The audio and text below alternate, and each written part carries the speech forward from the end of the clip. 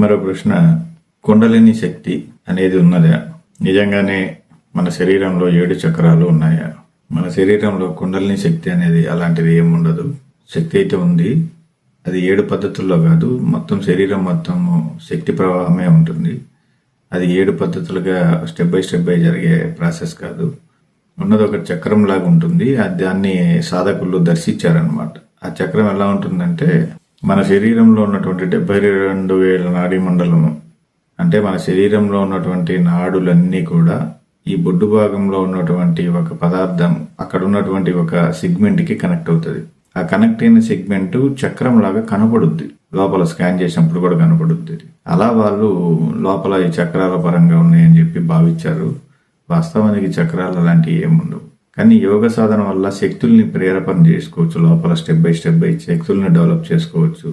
అది 7 రకాలే కాదు, మొత్తం తుర్యాతి స్థితి దాటిన తర్వాత కూడా చాలా రకాలైనటువంటి శక్తులను మన యోగ శక్తి ద్వారా స్వీకరించవచ్చు.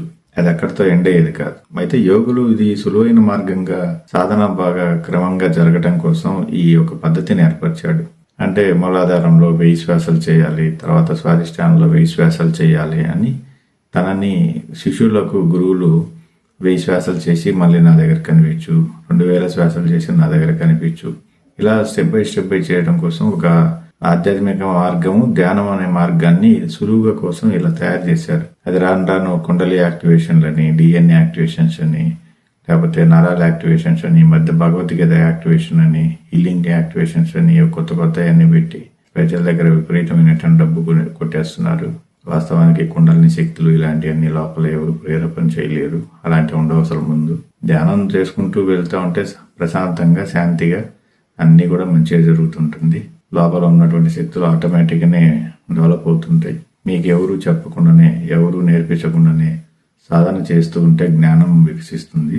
ఈ జ్ఞానం ఒకసారి వచ్చిన తర్వాత ఇక జీవిత కాలంలో మళ్ళీ మీరు వెనక్కి వెళ్ళే అవకాశం లేదు. అంత గొప్ప సాధన ధ్యానం.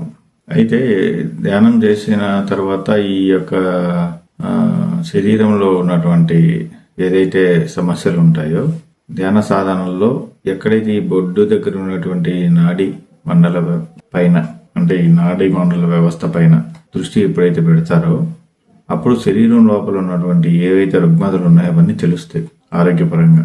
ఇది ఇక్కడే కాదు, మన హాస్టల్ బాడీకి కూడా ఇలాంటి ఒక వ్యవస్థ ఉంటుందన్నమాట. ఆత్మకు ఒక పరిమితి ఉంటుందన్నమాట. ఒక్కొక్క లోకంకి వెళ్ళినప్పుడు ఒక్కొక్క శరీర యొక్క దృశ్యం తీసుకుంటుంటుంది అది. అంటే ఇప్పుడు భూమి మీదకి వచ్చినాక శరీరం అనేది ఒక షర్టు వేసుకుంది కదా ఆత్మ. అలాగనే ఒక్కొక్క లోకంకి వెళ్ళినాక ఒక్కొక్క ఆ లోకానికి సంబంధించిన లాస్ ప్రకారం అక్కడ ఒకటి ధరించాల్సి ఉంటుందన్నమాట.